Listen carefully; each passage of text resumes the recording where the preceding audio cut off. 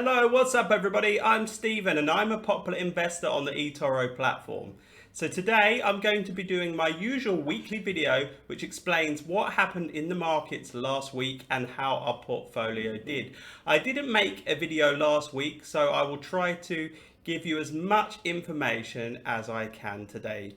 As you all know, I'm pretty honest and I find it very important to be able to give you as much transparency as possible.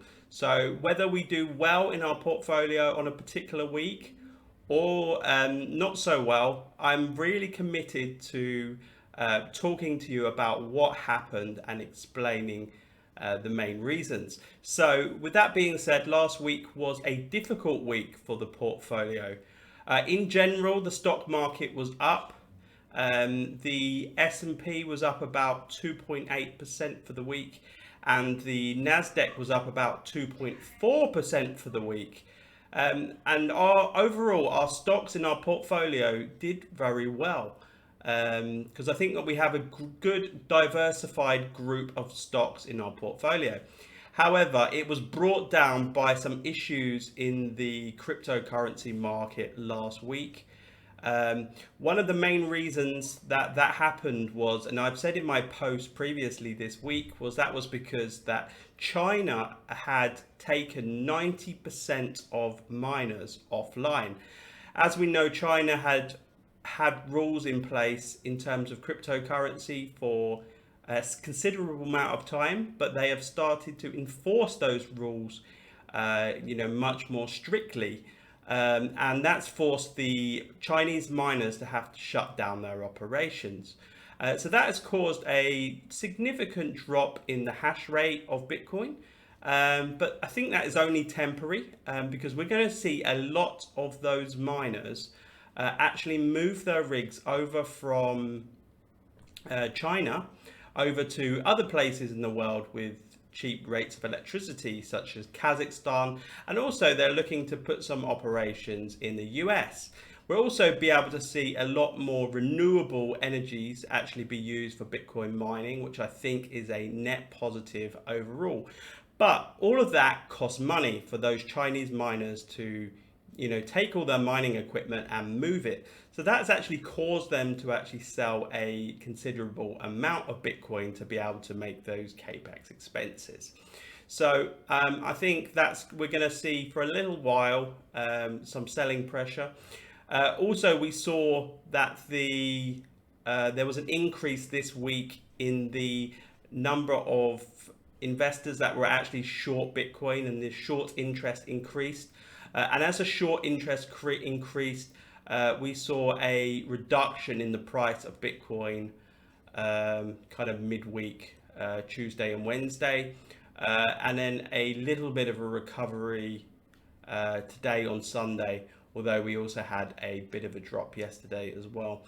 So overall, we're still sticking very strongly to the range, which has been between 30,000 to 40,000.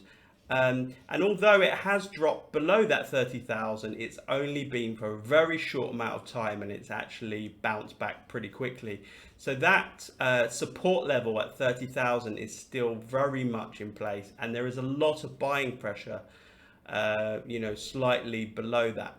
So I think we have to watch this space and see what happens in terms of the Bitcoin market and actually the range that we're currently in. If we can continue to make small strides and for Bitcoin to be towards the higher end of that range, if we can break through that 40,000 psychological mark, then we could see a lot of momentum back in our favor. So also, in addition to that, the cryptocurrencies, the altcoins have actually reduced a lot quicker than Bitcoin. This happens when there's a risk-off sentiment in the market.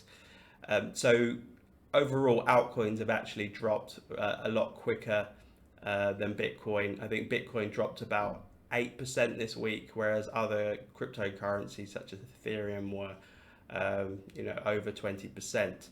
So something to keep an eye on, but as things start to recover, also it's quite likely that the altcoins are going to recover quicker than Bitcoin if we see some bullish sentiment in the market. But overall, in terms of the kind of online on-chain metrics that we see, it's still very much very bullish. So we're seeing a lot of transactions still happening on the blockchain. There's a growth in new crypto wallets. We're also seeing that there's been a shift from short-term speculators to buyers which are more experienced cryptocurrency enthusiasts and actually are much more likely to hold Bitcoin for the longer term. So I think that's a really important to know that the overall health of crypto in general is very good. And I don't personally see this as the start of a bear market. I've experienced bear markets in the past in crypto, and what you see generally is a real lack of interest and a declining in the on-chain metrics. And that's not happening. There's still a huge amount of interest in crypto, both from the media and also things, people participating in the different blockchain networks. So I don't think we are heading into a bear market. I still think that this is a consolidation phase between the 30 and 40,000 mark. That also there's a lot of manipulation that's happening in the market. I don't think it's any secret that a lot of these news reports that actually drop happen very close to the weekend, because there's generally a less volume in the market, and the volume is spread a lot thinner, so it's easier for them to move the market. So be as patient as possible with the crypto part of our portfolio. Yes, it has dragged us down in May overall, but generally, although there is a lot of volatility in crypto, it's generally a feature and not a bug. So right now, obviously, it's weighing quite heavily on our portfolio. But when things start to turn around, and I expect us to have a continued bull run, we will be very well positioned to grow our portfolio over time. I'm overall very bullish on the cryptocurrency market, but as we move into July, you may see me slightly adapt our weightage of our cryptocurrency in our portfolio, depending on the strength or weakness in the market. So I will try to not only set us up for future growth, but also try to protect our capital as much as possible. And I know quite a few of you may have copied at the height of things in May, our portfolio all-time highs, and some of you may be slightly in the red on your copies. So I have a lot of sympathy for that, and I understand it can be quite difficult when you copy at specific periods when we're at highs, but it's only in the short term, and the effect of timing copies really diminishes over time the more time that you're invested in the copy and as our portfolio starts to recover. So please try to be as patient as possible and to try and keep perspective, because we are still up in our portfolio, up over 100% for 2021, and this is really a remarkable result. And I think if we stay patient and we have a lot of conviction in not only our strategy, but also stay disciplined to our strategy, we're going to produce very good results for the second half of 2021. So as we move over now into what happened in each individual market. So if we start off with the US, this week there was actually some really good news from the US, in which a $1 billion infrastructure bipartisan agreement was actually discussed with Congress last week, and it looks like there's a good chance of there being a deal. It still needs to be further discussed by both of the major parties in the US, but this was a very positive move for the US. We also saw a slight cool down of the fears that were actually in place last week around that the market seemed to be overheating and that there was increased inflation fears in the market. So there was some statistics actually released this week from the US which showed unemployment rates were quite stable. And then we also saw some other statistics in place as well, which talked about how that the May spending was flat, and also there had been a slight reduction in the price of new build housing in the country. The stock market actually did very well this week in Europe. And a lot of this was down to a number of different reasons. One of them was that the ECB actually released a speech by Christine Lagarde, who actually said that the ECB plans to support the economy as much as possible and not withdraw support too quickly. In the UK, they continue to have an increased number of cases which are to do with the Delta variant. For the first time in a long while, the UK has now had up to 16,000 cases of COVID per day, and this seems to be increasing over time. So this is a little bit of a worrying trend, but a lot of the population are now have both vaccination jabs. One of the other things as well in terms of the UK is that the Bank of England actually agreed to continue with interest rates at 0.1%, and they're saying that inflation is likely to reach about 3%, but just like the US, they expect this to be in the short term, and then they expect it to kind of go back to normal again. Also in terms of COVID-19 as well, the UK have also added many different countries to the list of where UK citizens can actually travel to without them having to quarantine when they get back. They're doing this mainly to increase tourism and the level of spending around Europe. There was also some news from the China National Energy Council, which actually said that they were going to install solar panels on the roofs of the government buildings, which is kind of part of China's long-term goal to promote sustainable, renewable energy sources. China has also been increasing its rates of COVID vaccinations, and it's currently vaccinating about 20 million people per day. So they're making really good progress, and it's looking more and more like China are going to continue to go back to normal as much as possible. Obviously, a few weeks ago, there was some breakouts of the COVID situation in China, mainly in the south, but that is looking like it's starting to reduce again over time. We may see some pockets emerge, but I think generally it's under quite well control. As I've mentioned before as well, there'd been a lot of both local and national government regulations in place to try to reduce and stop the overheating of the Chinese property market, where we've seen a real increase of prices in property in China. But some latest statistics actually showed that last month the property prices had actually reduced in China. So this is looking like some of these regulations and red tape in place is actually starting to calm down the market, but it's something to keep an eye on for the future. As we move on now to the top 5 best performing stocks of last week, at number 1 was a company called Magnite, which is a advertising based company, and they did really well last week, actually at over 23% gain for the week.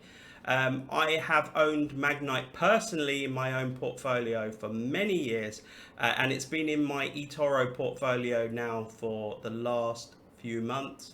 It actually performed pretty poorly the last couple of months. And a lot of the reason was to do with some of the weakness that was happening in tech stocks and some of the weakening in the advertising industry. However, I never had any long-term concerns about Magnite, and I've actually made sure that over time, as we were suffering a few weeks ago and last month, that what I did was I actually bought more Magnite. And as the prices reduced, I actually averaged down into it, and it's looked like it has become a very good move. And I see a really good long-term future, and I think that it will be a big driving force in our portfolio in the second half of 2021. The second best performing stock in our portfolio last week was a company called 𝗃𝗶𝗃𝗀. They are actually an automotive company that actually has dealerships throughout the US. They're originally based in Houston. They sell not only new cars but also used and second-hand cars as well. And there's actually been a really strong demand for both new cars and for second-hand cars in the US. And they have continued to perform really well for me. So last week they were our second best performer of the week. The third best performing stock in our portfolio was a company that I've talked about quite a lot in the past, and that is Everbridge. It actually performed at 7.94% growth last week. It's a very well managed company, and what they actually deal with is in crisis management and also crisis management communication to mass groups of employees for large blue chip companies. I think that there's always going to be a crisis in the world, and this is a very well managed company with very good execution. So I see a very bright future for Everbridge in our portfolio. The fourth best performing stock last week was Canadian Natural Resources. The oil price has continued to grow stronger over time, and it actually performed very well last week. And I think that both Canadian Natural Resources, which is in my portfolio, and Chevron will continue to do well for us over the long term, as I see that there's going to be a rising requirement for oil as economies start to go back to some type of normality.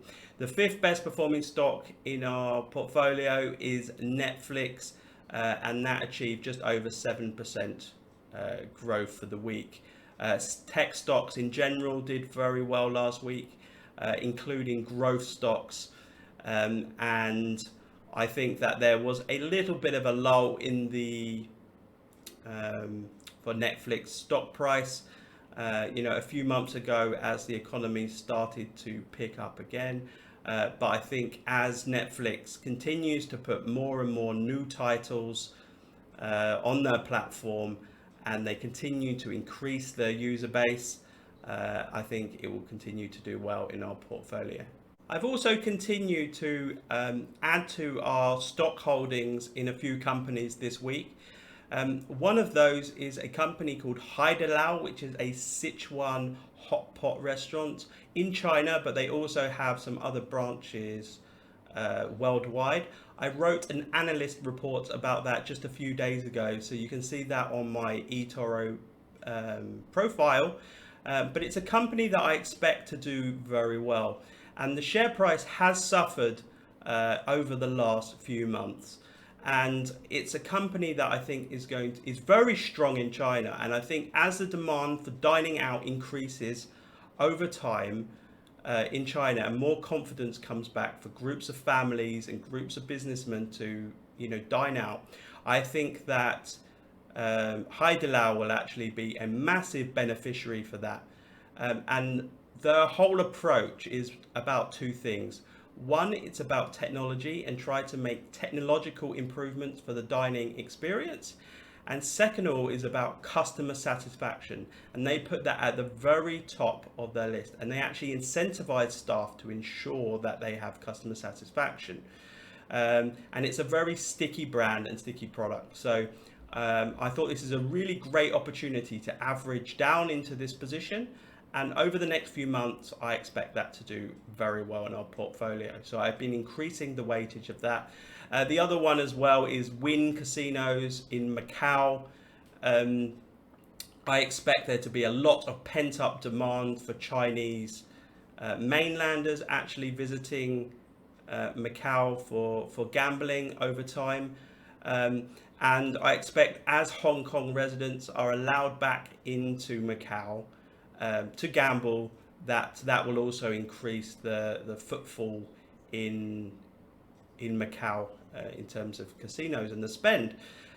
So I've continued to average into that position as well. Some of these may take a little bit of time to come to fruition, but I've just been making sure that I get really good positions for our portfolio and are really kind of fueled for growth. Another one that I've also added to our portfolio is another one that has been highly affected by COVID. And that is a US based company called Cedar Point with the ticker, which is FUN. This is a group of theme parks in the US, and I think as well as more and more confidence comes for US families to actually visit theme parks, and I think we've already over the last couple of months seen an increase in visitor numbers. This is a very solid company with a solid balance sheet, and I expect them to be able to attract lots of customers to their theme parks over time. So as we kind of look at the price, I will be continuing to average into that position and increase the weightage as well. So there's kind of a core theme that I think a lot of these stocks that were actually battered down in the COVID pandemic era will actually start to really improve over time. So I'm very confident in these either new stocks or stocks that I've added to, that they would do very well for us. I also participated in a podcast this week as a guest. I won't spoil it too much by telling you which podcast, but it was a really good opportunity for me to explain a little bit more about myself, and I really hope that you as copyers and followers can understand a little bit more about me. But I also remarked quite a lot on how great my copy community is and how privileged I am to have your support and your trust. So keep an eye out for that, and I will send you the link so you're able to view that interview. Thank you very much for listening to this video today. As usual, I've tried to condense the information as much as possible to make it easy for you to understand. And I really appreciate all your support, and as usual, if you have any comments or questions, please feel free to let me know. Thank you very much, and please know I'm an approachable investor and you can always ask me any questions at any time. Have a nice week ahead.